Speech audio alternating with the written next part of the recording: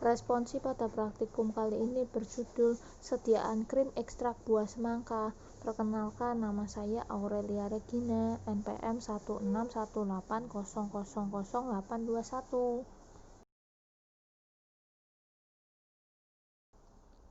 Tujuan, agar mahasiswa dapat mengetahui bahwa daging buah semangka selain bisa dikonsumsi, daging dari buah semangka tersebut bisa dijadikan sebagai suatu ekstrak yang nantinya bisa dijadikan sebagai suatu sediaan kosmetik, yaitu salah satunya dapat digunakan sebagai krim pelembab yang berfungsi untuk melindungi kulit dari efek radikal bebas.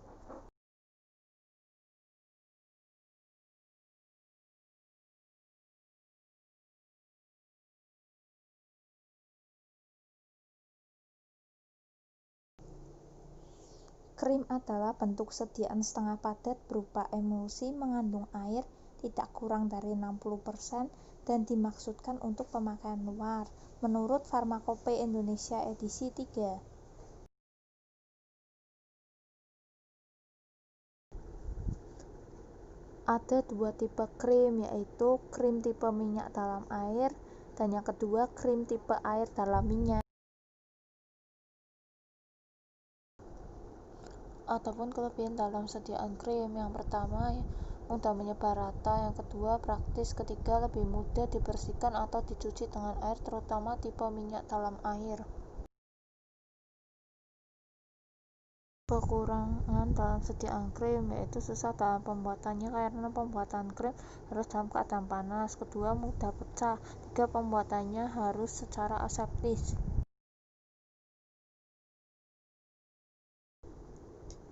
Adapun persyaratan krim sebagai obat luar yaitu harus memenuhi syarat. Pertama, harus stabil, kedua, lunak, ketiga, mudah dipakai, keempat, terdistribusi secara merata. Cara kerja pembuatan ekstrak kental buah semangka. Pertama, haluskan simplisia segar dengan menggunakan blender. Kedua, saring sari buah semangka. Ketiga, diuapkan sari buah semangka dengan menggunakan water bath pada suhu 80 derajat Celcius hingga diperoleh ekstrak kental. Cara kerja pembuatan sediaan krim pelembab ekstrak buah semangka. Cara kerja pertama, kedua, ketiga dapat dilihat di dalam slide ini ya. Cara kerja 4, 5, 6 dapat dilihat pada slide ini. Formula baku.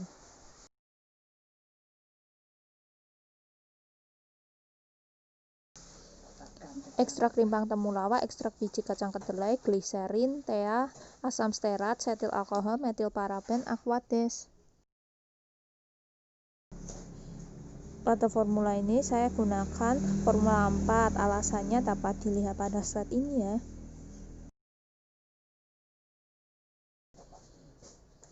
Dalam formula ini dapat disimpulkan bahwa pada formula 4 paling baik efektivitasnya sebagai pencerah kulit dibandingkan formula 1, 2, 3, sehingga saya gunakan formulasi 4 sebagai formula baku saya.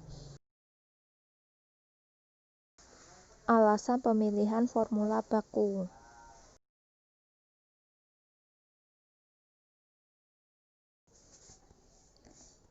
Ingin menambah wawasan tentang efektivitas sediaan krim yang terbuat dari ekstrak rimpang temulawak dan ekstrak biji kacang kedelai sebagai krim pencerah kulit.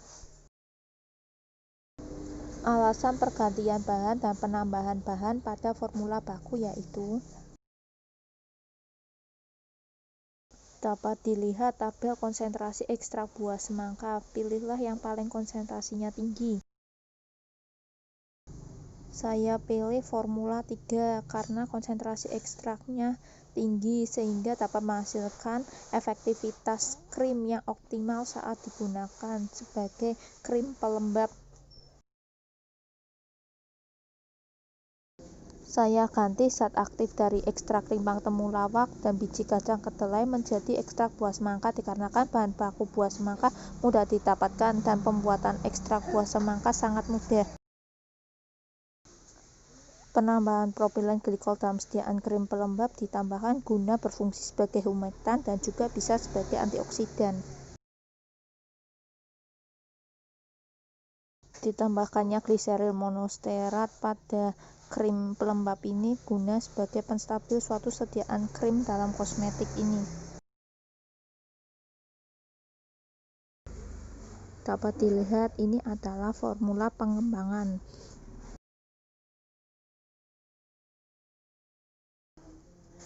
Pembahasan.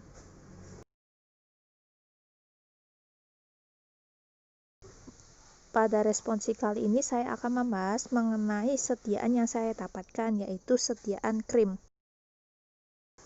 Tujuan dari pembuatan sediaan krim ekstrak buah semangka adalah agar mahasiswa dapat mengetahui bahwa daging buah semangka selain bisa dikonsumsi, daging dari buah semangka tersebut bisa dijadikan sebagai suatu ekstrak yang nantinya bisa dijadikan suatu sediaan kosmetik, yaitu krim.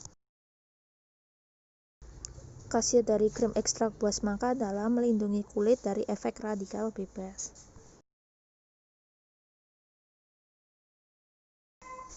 Kenapa sih peleburan digunakan pada suhu 70 derajat Celcius? Karena suhu itu adalah suhu yang stabil untuk sediaan krim. Bila sediaan krim dilebur pada suhu kurang dari 70 derajat Celcius bisa mengakibatkan kurang homogennya sediaan krim. Adapun evaluasi yang biasa dilakukan pada sediaan krim diantaranya pengujian organoleptis, homogenitas, pengujian pH, pengujian tipe krim, pengujian daya sebar, pengujian daya lekat. Adapun pengujian dari organoleptis adalah untuk melihat warna, bentuk, bau dari sediaan krim. Di sini dapat dilihat ya cara kerja pengujian dari organoleptis. Tujuan dari pengujian homogenitas adalah untuk melihat dan mengetahui ketercampuran bahan sediaan krim yang digunakan.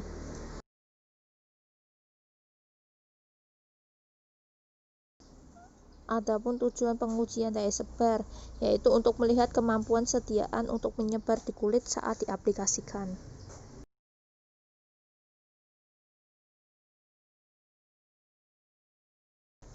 Adapun pengujian pada tipe krim, yaitu untuk melihat tipe emulsi dari sediaan krim yang terdiri dari emulsi minyak dalam air atau air dalam minyak.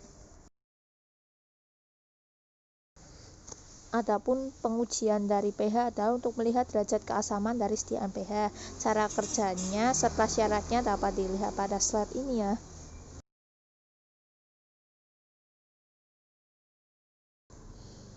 Adapun pengujian daya lekat adalah untuk mengetahui lamanya waktu kontak antara krim dan kulit. Cara kerjanya serta syaratnya daya lekat dapat dilihat pada slide ini ya.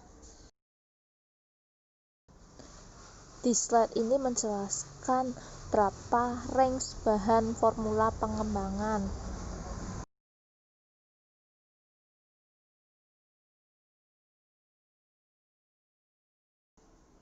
Kesimpulan.